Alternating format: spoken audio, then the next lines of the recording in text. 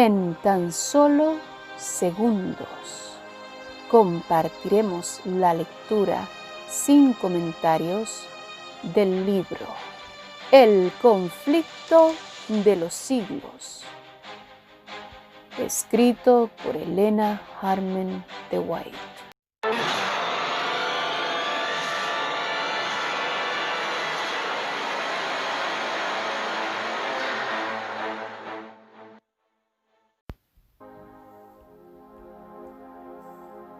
El apóstol Pablo, en su segunda carta a los tesalonicenses, predijo la gran apostasía que había de resultar en el establecimiento del poder papal.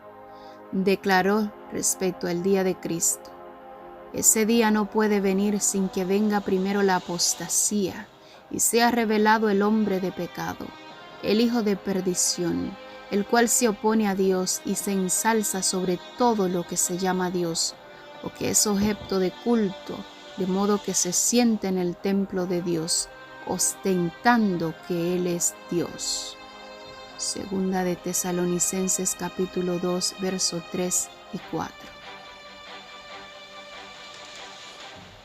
Y además el apóstol advierte a sus hermanos que el misterio de iniquidad está ya obrando.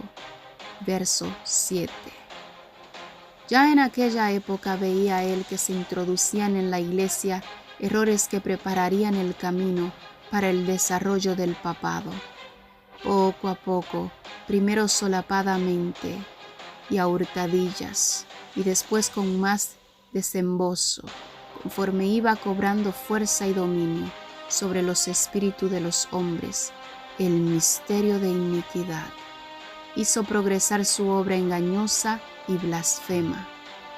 De un modo casi imperceptible, las costumbres del paganismo penetraron en la iglesia cristiana. El espíritu de avenencia y de transición fue coartado por algún tiempo por las terribles persecuciones que sufriría la iglesia bajo el régimen del paganismo. Mas habiendo cesado la persecución y habiendo penetrado el cristianismo en las cortes y palacios, la iglesia dejó a un lado la humilde sencillez de Cristo y de sus apóstoles por la pompa y el orgullo de los sacerdotes y gobernantes paganos, y sustituyó los requerimientos de Dios por las teorías y tradiciones de los hombres. La conversión nominal de Constantino a principios del siglo IV causó gran regocijo, y el mundo, disfrazado con capa de rectitud, se introdujo en la iglesia. Desde entonces la obra de corrupción progresó rápidamente. El paganismo, que parecía haber sido vencido, vino a ser el vencedor.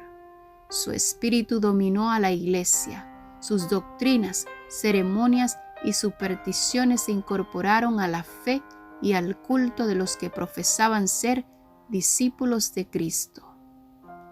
Esta vehemencia entre el paganismo y el cristianismo dio por resultado el desarrollo del hombre de pecado, predicho en la profecía como oponiéndose a Dios y ensalzándose a sí mismo sobre Dios. Ese gigantesco sistema de falsa religión es obra maestra del poder de Satanás, un monumento de sus esfuerzos para sentarse a él en el trono y reinar sobre la tierra según su voluntad. Satanás se había esforzado una vez por hacer transigir a Cristo.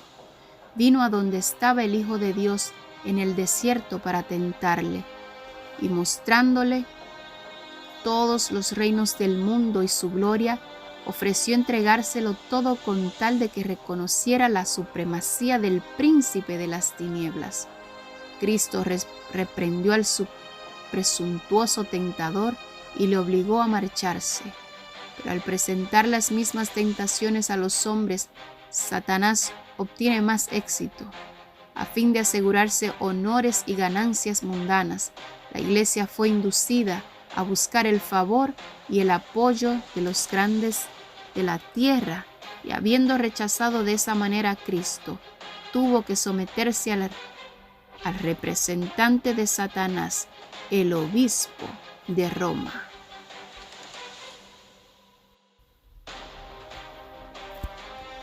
Una de las principales doctrinas del romanismo enseña que el Papa es cabeza visible de la Iglesia Universal de Cristo y que fue investido de suprema autoridad sobre los obispos y los pastores de todas las partes del mundo.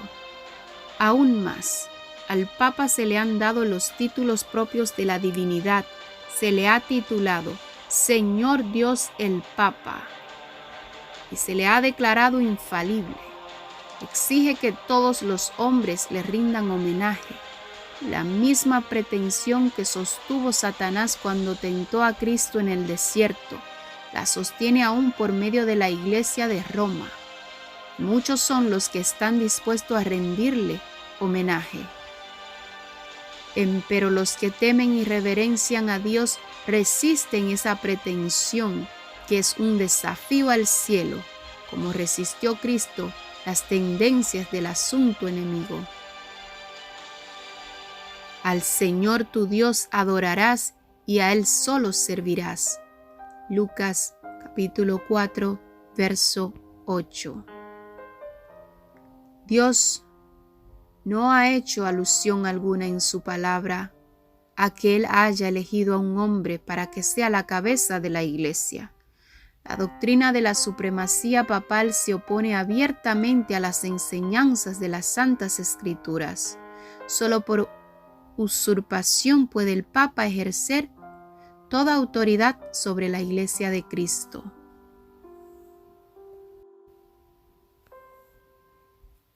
Los romanistas se han empeñado en acusar a los protestantes de herejía y de haberse separado caprichosamente de la verdadera Iglesia, pero estos cargos recaen más bien sobre ellos mismos. Ellos son los que arriaron la bandera de Cristo y se apartaron de la fe que ha sido una vez dada a los santos. Bien sabía Satanás que las sagradas escrituras capacitarían a los hombres para discernir los engaños de él y para oponerse a su poder. Por medio de la palabra fue como el mismo Salvador del mundo resistió los ataques del tentador. A cada asalto suyo, Cristo presentaba el escudo de la verdad eterna diciendo, escrito está. A cada sujeción del adversario oponía a él la sabiduría y el poder de la palabra. Para mantener su poder sobre los hombres y establecer la autoridad del usurpador papal, Satanás necesita que ellos ignoren las Escrituras. La Biblia ensalza a Dios y coloca a los hombres, seres finitos, en su verdadero sitio. Por consiguiente, hay que esconder y suprimir sus verdades sagradas. Esta fue la lógica que adoptó la Iglesia romana.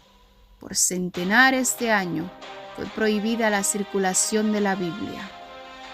No se permitía a la gente que la leyese ni que la tuviese en sus casas, y sacerdotes y prelados sin principios interpretaban las enseñanzas de ella para sostener sus pretensiones.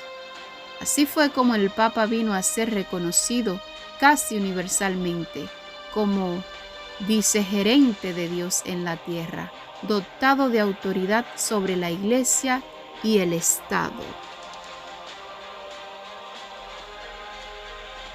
Una vez suprimido lo que descubría el error, Satanás hizo lo que quiso. La profecía había declarado que el papado pensaría mudar los tiempos y la ley. Daniel capítulo 7, verso 25.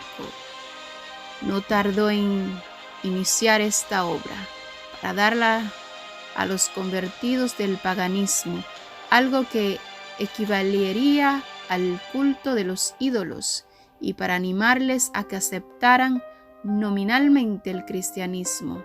Se introdujo gradualmente en el culto cristiano la adoración de imágenes y de reliquias. Este sistema de idolatría fue definitivamente sancionado por decreto de un concilio general. Para remate de su obra sacrilega, Roma se atrevió a borrar de la ley de Dios el segundo mandamiento, que prohíbe la adoración de las imágenes y a dividir en dos el último mandamiento para conservar el número de estos. El espíritu de concesión al paganismo fomentó aún más el desprecio de la autoridad del cielo. Obrando por medio de directores inconversos de la Iglesia, Satanás atentó también contra el cuarto mandamiento y trató de echar a un lado el antiguo sábado, el día que Dios había bendecido y santificado. Génesis capítulo 2, versos 2 y 3. Para colocar en su lugar el día festivo, observado por los paganos como el verdadero día del sol.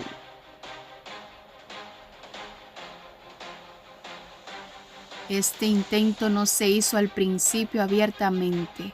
Los primeros siglos, el verdadero día de reposo, el sábado, había sido guardado por todos los cristianos, los cuales, siendo celosos de la honra de Dios y creyendo que su ley es inmutable, respetaban escrupulosamente la santidad de sus preceptos. Pero Satanás procedió con gran sutileza por medio de sus agentes para llegar al fin que se propusiera. Para llamar a la atención de las gentes hacia el domingo, fue declarado día de fiesta en honor de la resurrección de Cristo. Se celebraban servicios religiosos en ese día. No obstante, se lo consideraba como un día de recreo y seguía guardándose piadosamente el sábado.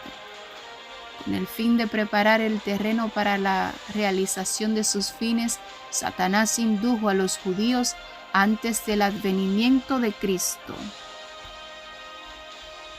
a que recargasen el sábado con las más rigurosas exacciones, de modo que su observancia fuese una pesada carga.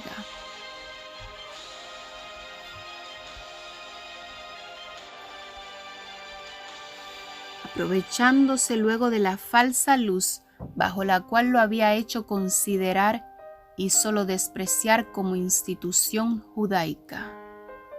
Mientras que los cristianos seguían observando generalmente el domingo como día de fiesta alegre, el diablo los indujo a hacer del sábado un día de ayuno, de tristeza y de abatimiento para hacer patente su odio al judaísmo. Al principio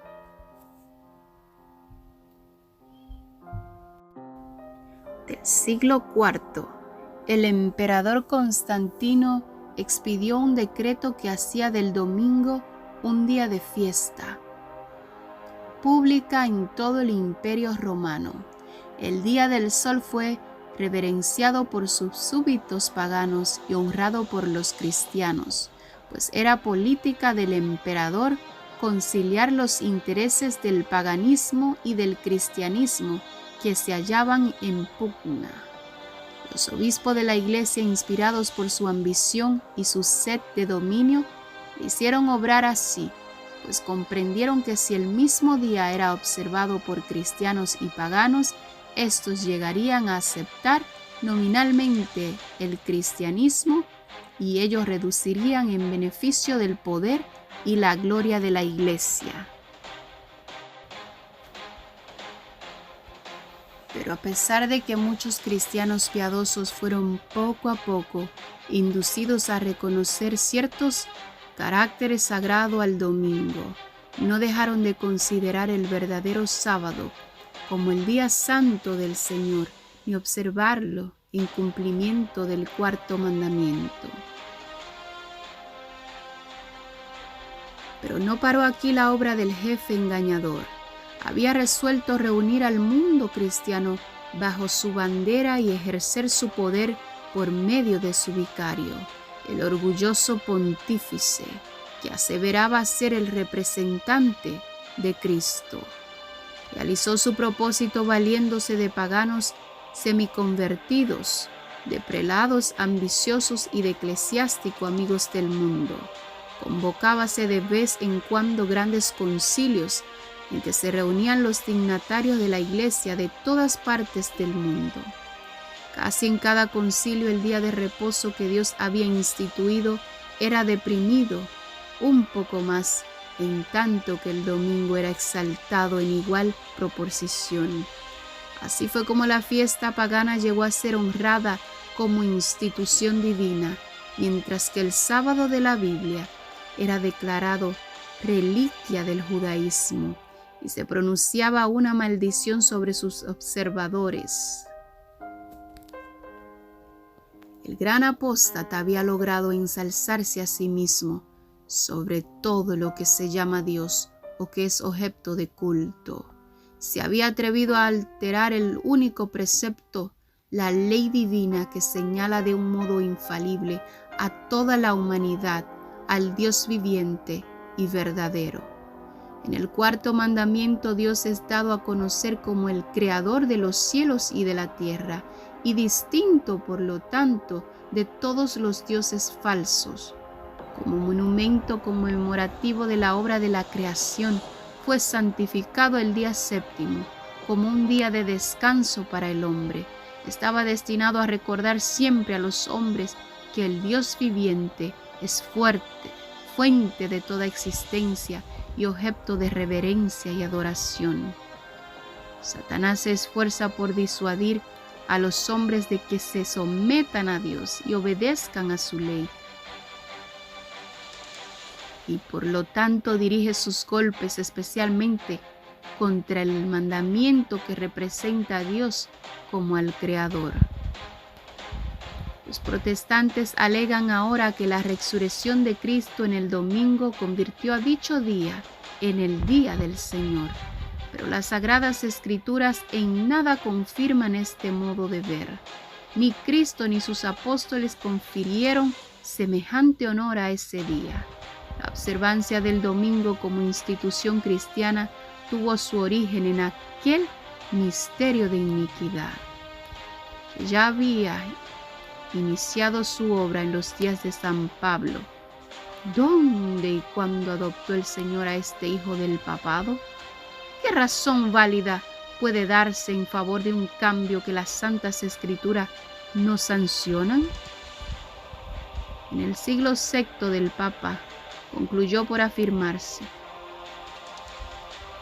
el asiento de su poder quedó definitivamente fijado en la ciudad imperial, cuyo obispo fue proclamado cabeza de toda la Iglesia. El paganismo había dejado el lugar al papado. El dragón dio a la bestia su poder y su trono, y grande autoridad. Apocalipsis capítulo 13, verso 2. Entonces empezaron a correr los 1260 años de la opresión papal, predichan las profecías de Daniel y en Apocalipsis. Daniel 7, verso 25 y Apocalipsis 13, versos 5 al 7. Los cristianos se vieron obligados a optar entre sacrificar su integridad y aceptar el culto y las ceremonias papales, o pasar la vida encerrado en los calabozos, o morir en el tormento, en la hoguera o bajo el hacha del verdugo. Entonces se cumplieron las palabras de Jesús: seréis entregados aún de vuestros padres y hermanos y parientes y amigos, y matarán a algunos de vosotros, y seréis aborrecidos de todos por causa de mi nombre. Lucas capítulo 21, verso 16 al 17. La persecución se desencadenó sobre los fieles con furia jamás conocida hasta entonces, y el mundo vino a ser un vasto campo de batalla. Por centenares de años la Iglesia de Cristo no halló más refugio que en la reclusión y en la oscuridad.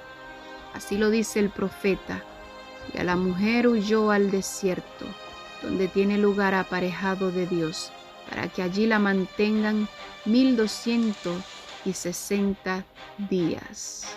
Apocalipsis capítulo 12, verso 6. El advenimiento de la Iglesia romana al poder marcó el principio de la Edad Media. A medida que crecía su poder, las tinieblas se hacían más densas. La fe pasó de Cristo el verdadero fundamento, al Papa de Roma. En vez de confiar en el Hijo de Dios para obtener el perdón de sus pecados y la salvación eterna, el pueblo recurría al Papa y a los sacerdotes prelados a quienes él invistiera de autoridad. Se le enseñó que el Papa era su mediador terrenal y que nadie podía acercarse a Dios sino por medio de él.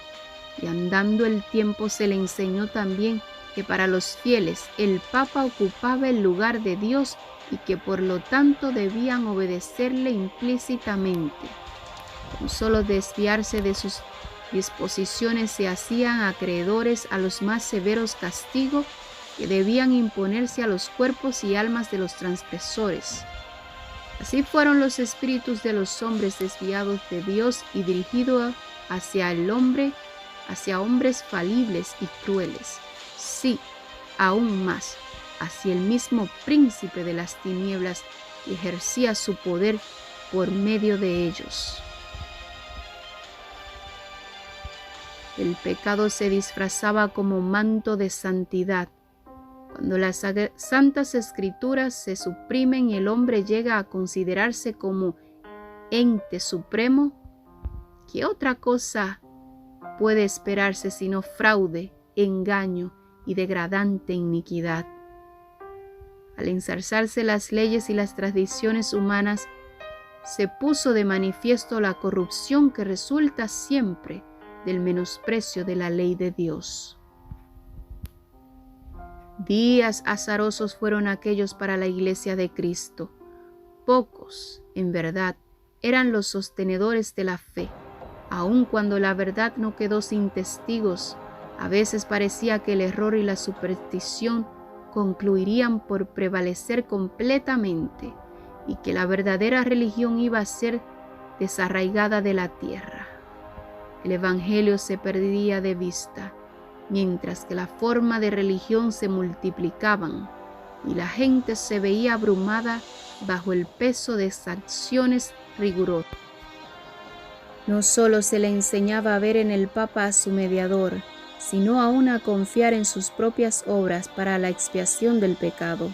Largas peregrinaciones, obras de penitencia, la adoración de reliquias, la construcción de templos, relicarios y altares, la donación de grandes sumas a la Iglesia. Todas estas cosas y muchas otras parecidas les eran impuestas a los fieles para aplacar la ira de Dios o para asegurarse su favor, como si Dios a semejanza de los hombres se enojara por pequeñeces o pudiera ser apaciguado por regalos y penitencias. Por más que los vicios prevalecieran aún entre los jefes de la Iglesia romana, la influencia de esta parecía ir siempre en aumento. A fines del siglo VIII, los partidarios del Papa empezaron a sostener que en los primeros tiempos de la Iglesia tenían los obispos de Roma el mismo poder espiritual que a la fecha se arrogaban. Para dar a su aserto visos de autoridad había que valerse de algunos medios que pronto fueron sugeridos por el padre de la mentira. Los monjes fraguaron viejos manuscritos, se descubrieron decretos conciliares de lo que nunca se había oído hablar hasta entonces y que establecían la supremacía universal del Papa desde los primeros tiempos. La Iglesia, que había rechazado la verdad, aceptó con avidez esta impostura. Los pocos fieles que edificaban sobre el cimiento verdadero estaban perplejos y trabajados, pues los escombros de las falsas doctrinas entorpecían el trabajo, como los constructores de los muros de Jerusalén en tiempo de Nehemías. Algunos estaban por exclamar: las fuerzas de los acarreadores se han enflaquecido y el escombro es mucho y no podemos edificar el muro. Nehemías capítulo 4, verso 10. Debilitados por el constante esfuerzo que hacían contra la persecución, el engaño, la iniquidad y todos los demás obstáculos que Satanás inventara para detener su avance, Algunos de los que habían sido fieles edificadores llegaron a desanimarse y por amor a la paz y a la seguridad de sus propiedades y de sus vidas se apartaron del fundamento verdadero. Otros, sin dejarse desalentar por la oposición de sus enemigos, declararon sin temor: no temáis delante de ellos, acordaos del Señor grande y terrible. Y cada uno de los que trabajaban tenía la espada ceñida. En todo tiempo, el mismo espíritu de odio y de oposición a la verdad inspiró a los enemigos de Dios, y los siervos de Él necesitaron la misma vigilancia y fidelidad. Las palabras de Cristo a sus primeros discípulos se aplicarán a cuantos le sigan hasta el fin de los tiempos. Y lo que os digo a vosotros, a todos lo digo: velad. Marcos capítulo 13, verso 17. Las tinieblas parecían hacerse más densa. La adoración de las imágenes se hizo más general. Se le encendían velas y se le ofrecían oraciones. Llegaron a prevalecer las costumbres más absurdas y supersticiosas. Los espíritus estaban tan completamente dominados por la superstición que la razón misma parecía haber perdido su poder. Mientras que los sacerdotes y los obispos eran amantes de los placeres sensuales y corrompidos, solo podía esperarse del pueblo que acudía a ellos en busca de dirección que siguieran sumido en la ignorancia y en los vicios. Las pretensiones papales dieron otro paso más cuando en el siglo XI el Papa Gregorio VII proclamó la perfección de la Iglesia romana. Entre las proposiciones que él expulsó había una que declaraba que la Iglesia no había errado nunca ni podía errar, según las Santas Escrituras. Pero las pruebas de las Escrituras faltaban para apoyar el aserto. El altivo pontífice reclamaba además para sí el derecho de poner emperadores y declaraba que ninguna sentencia pronunciada por él podía ser revocada por hombre alguno, pero que él tenía la prerrogativa de revocar las decisiones de todos los demás. El modo que trató al emperador alemán Enrique IV nos pinta a lo vivo el carácter tiránico de este abogado de la infalibilidad papal. Por haber intentado desobedecer la autoridad papal, dicho monarca fue excomulgado y destronado. Aterrorizado ante la deserción de sus propios príncipes, que por orden papal fueron instigados a rebelarse contra él, Enrique no tuvo más remedio que hacer las paces con Roma. Acompañado de su esposa y de su fiel sirviente, cruzó los Alpes en pleno invierno para humillarse ante el Papa. Habiendo llegado al castillo donde Gregorio se había retirado, fue conducido, despojado de sus guardas, a un patio exterior, y allí, en el crudo frío del invierno, con la cabeza descubierta, los pies descalzos y miserablemente vestido, esperó el permiso del Papa para llegar a su presencia. Solo después que hubo pasado así 3 días, ayunando y haciendo confesión, condescendió el pontífice en perdonarle, y aún entonces fuele concedida esa gracia con la condición de que el emperador esperaría la venida del Papa antes de reasumir las insignias reales o de ejercer su poder. Y Gregorio, envenecido con su triunfo, se jactaba de que era su deber embatir la soberbia de los reyes.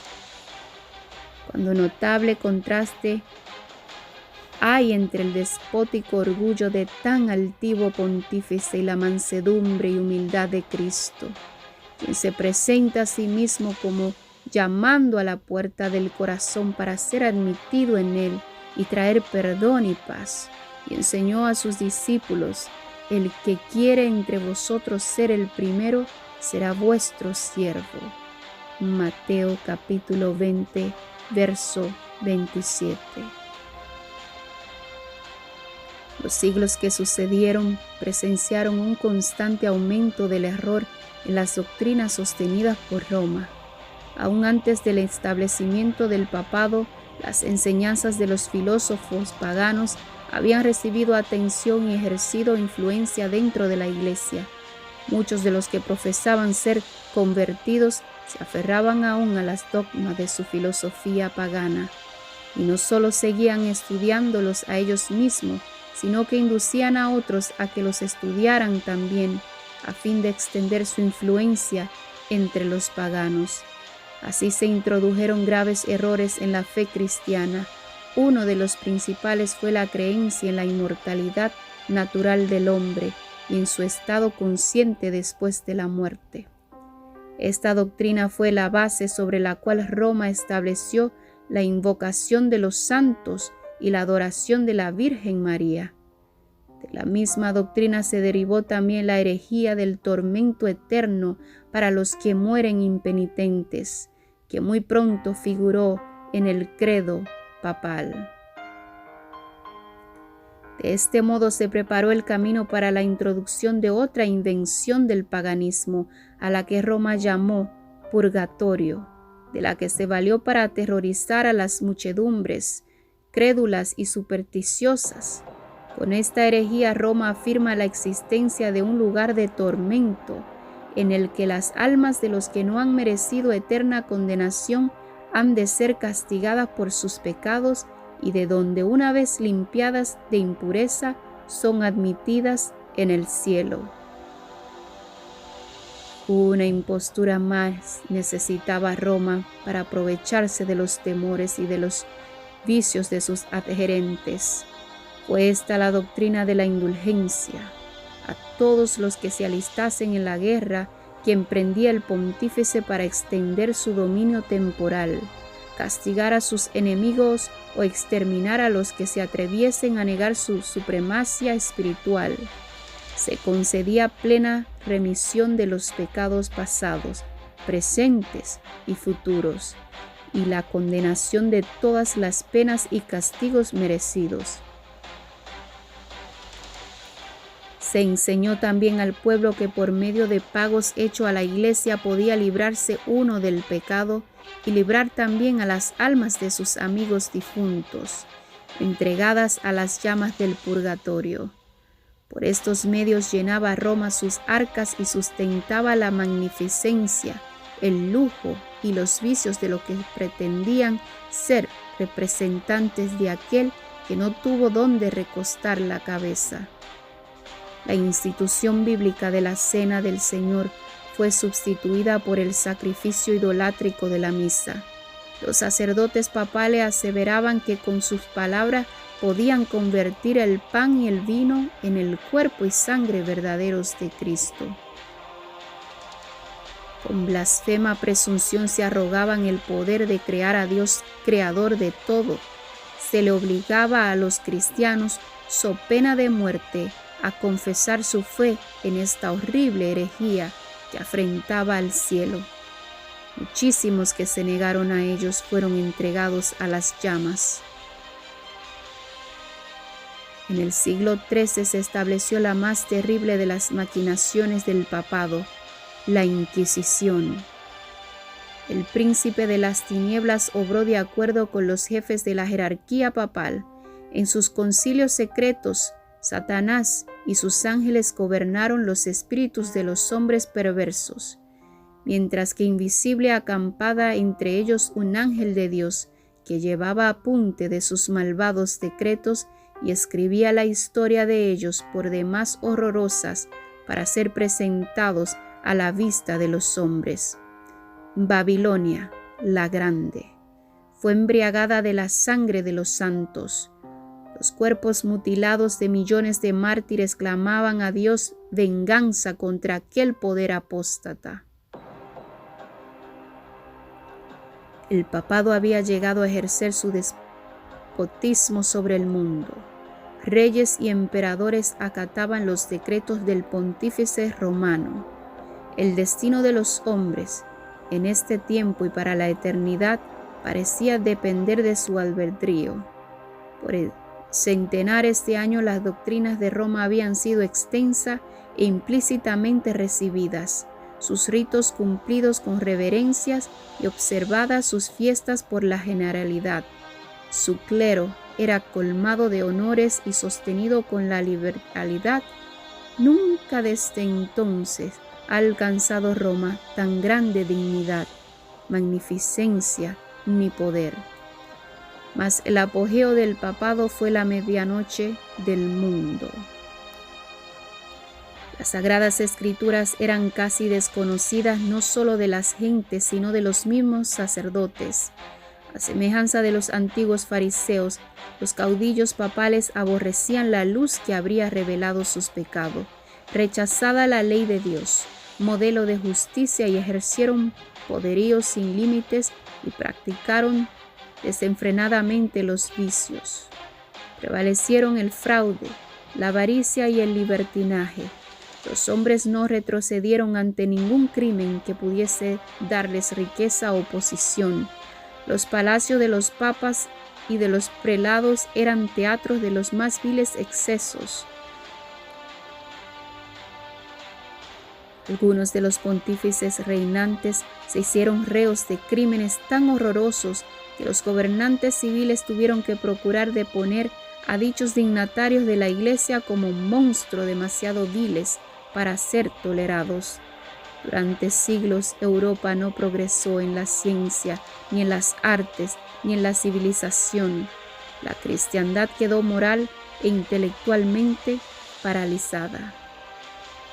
La condición en que el mundo se encontraba bajo el poder romano resultaba ser el cumplimiento espantoso e impresionante de las palabras del profeta Oseas: mi pueblo está destruido por falta de conocimiento. Por cuanto tú has rechazado con desprecio el conocimiento de Dios, yo también te rechazaré. Puesto que te has olvidado de la ley de tu Dios, me olvidaré yo también de tus hijos. No hay verdad, y no hay misericordia, y no hay conocimiento de Dios en la tierra. No hay más que perjurio y mala fe y homicidio y hurto y adulterio. Rompen por todo y un charco de sangre toca a otro. Oseas capítulo 4, verso 6, capítulo 1, verso 2. Tales fueron los resultados de haber desterrado la palabra de Dios. No solo